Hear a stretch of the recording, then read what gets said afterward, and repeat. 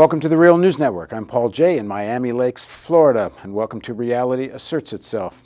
You're wondering why I'm in Miami Lakes, Florida. Well, you're going to find out in just a few seconds. But we're going to deal with a rather serious subject in this interview. We're going to deal with the role of Saudi Arabia and its effect or influence on U.S. foreign policy, and a little bit of background, recent background, about U.S.-Saudi relations. Saudi Arabia, as everyone that follows this story, has been certainly one of the driving forces in what's unfolding in Syria. The armed opposition in Syria has been armed by Saudi Arabia, and the Saudis have been putting enormous pressure on the American government to directly militarily intervene. The United States is now involved in negotiations with Iran to make some kind of a pact that would have the Iranians back off on any nuclear program they have. The Iranians say it's not a weaponized program, and so does American intelligence, but there's a lot of fear or concern on the part of many that in fact it could become a weaponized program. So negotiations are finally taking place. But it's fairly well known that the Saudis are not very happy about these negotiations. Along with Israel, at least behind the scenes, the Saudis have been saying these negotiations should not even take place. Prince Bandar, head of the Saudi National Security Council, recently told European diplomats that the United States was losing its credibility in the Middle East because it wouldn't militarily intervene in Syria and because of these what they see as backing down to Iran. I attended a dinner recently where I was rubbing elbows with Saudi and other Gulf Cooperation Council country military leadership, and all the talk at that dinner was about the Saudis wanting the United States not only to intervene in Syria, but to actually directly attack Iran. So if Saudi Arabia is having so much influence on U.S. foreign policy, shouldn't we pay attention to the words of Senator Bob Graham, who wrote a book, Intelligence Matters: The CIA, the FBI, Saudi Arabia, and the Failure of America's War on Terror. In that book, he said fairly strong things about Saudi Arabia, and here's one of them. I believe, and I'm adding a word here to give it context, there's a state-sponsored terrorist support network that still exists, largely undamaged, within the United States.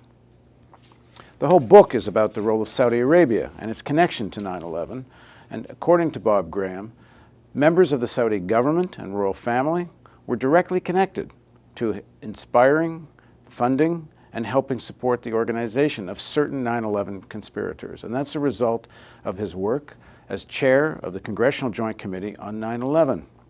So if we're going to look at today's effect and role of Saudi Arabia on current policy and the important role it's playing, we should also pay attention to the recent history of Saudi Arabia.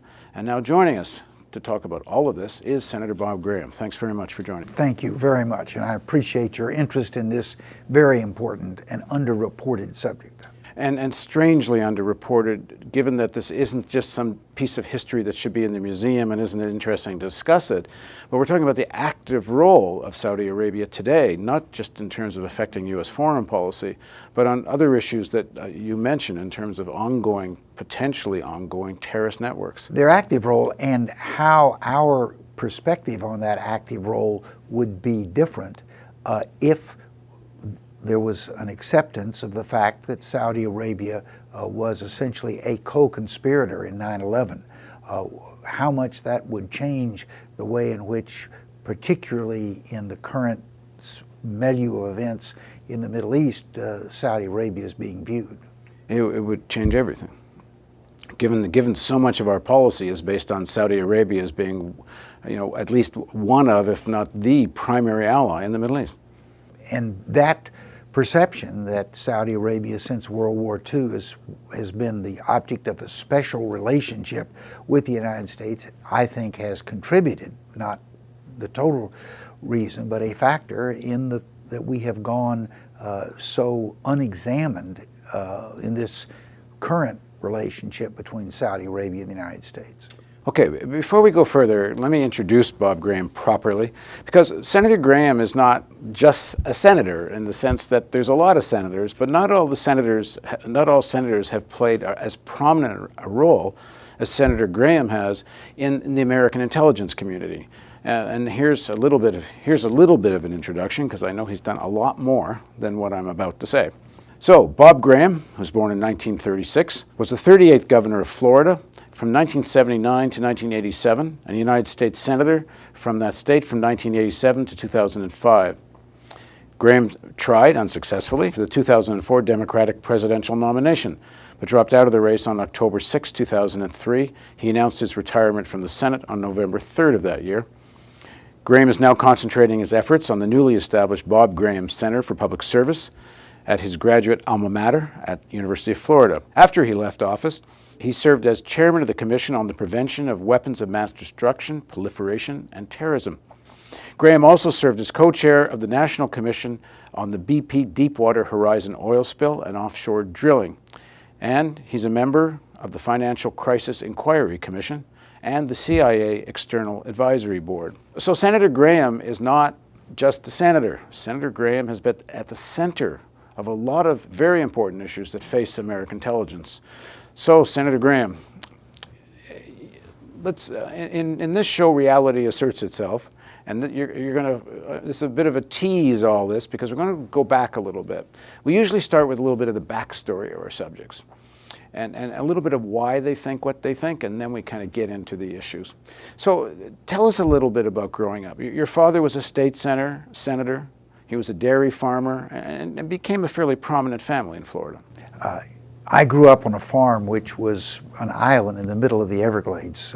When I was a boy, I grew up with alligators and frogs and all the critters in the Everglades, and that had a significant effect on me, particularly my concerns about the environment and the protection of our water and land resources. My father was a very strong influence on me. He had been a mining engineer in the West back at the beginning of the 20th century. He was born in 1885 of Canadian parents and was a very strong, forceful person, but had a special way of relating to people. People wanted to work with him because they admired his honesty and forthrightness, and that he treated people with dignity and respect. Those are qualities which I learned from him, and I hope I've been able to apply. Now, he became a state senator. Did you grow up in a house filled with politics? Yes, he became a state senator because in the mid-1930s there was a great deal of corruption in South Florida. Al Capone had moved much of his operations from Chicago to Miami. My father was offended by that, and although he'd never had been in politics before, he thought one way that he might make a contribution would be to be elected to the Florida State Senate at a time when the state exercised almost total control over cities and counties in Florida. He was elected. In fact, one of the first things he did was abolish the city of Hialeah, which was somewhat at the center of the corruption in Dade County, and then reestablished the city of Hialeah, naming the mayor and all the members of the city council. Those new members in turn fired the police chief, brought in some honest people, and Hialeah for a period of time was a very clean city, and I think that influence has continued to today. Now, when you grow up, in terms of your conception of America and the American narrative, there's an official narrative, and then there's kind of a real history. You become, when you are a senator, a very vocal opponent of the war in Iraq. And in your book, you're pretty clear that you think that the Bush-Cheney administration essentially lied about weapons of mass destruction in Iraq. When you're growing up, can you imagine such a thing? You're seeing corruption, but can you believe a president would lie America into war? No. I grew up with the idea that the president was almost a divine figure, that he was literally the father of the country and always acted in a way that was beneficial to the mass of people in America.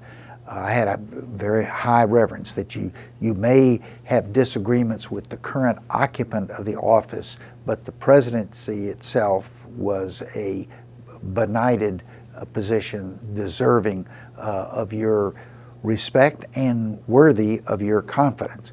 So when I got involved, particularly at the national level in the U.S. Senate, and saw some of the things that were happening, which were not theoretical, they were things that I was dealing with on a very day-to-day, hands-on basis that were contrary to that view of what was the presidency.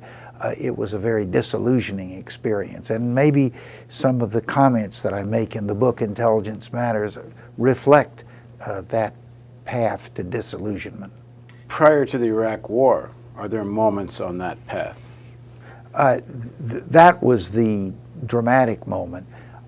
There were some other things that I observed while I was in public office that caused me to adopt a more pragmatic and a less "I'll give you the benefit of the doubt" What year people.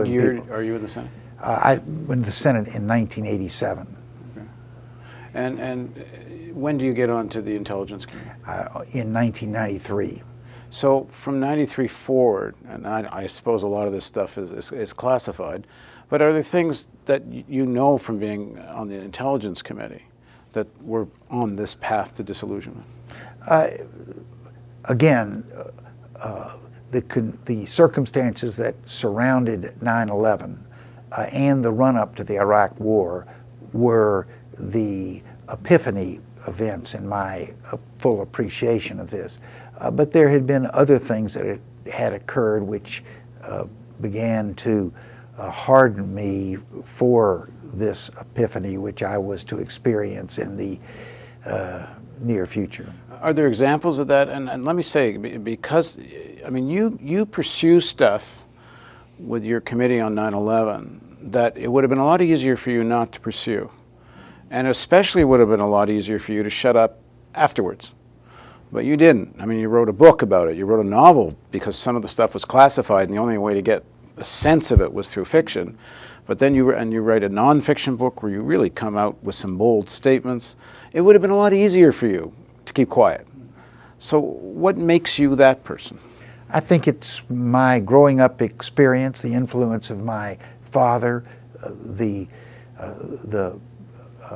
unvarnished patriotism, which as a 50-year-old became a little less unvarnished as I saw some of the realities of activities that fell short of my expectations of how people in the highest office should perform. Now, the thing that brought this to my attention, and I think that made this so much news, was that when your committee reported, it became a story for those that followed this, that there were, was it 27 or 28 pages? There were 28 pages in the final report out of over 800 total, which were totally censored from word one to the end of that chapter.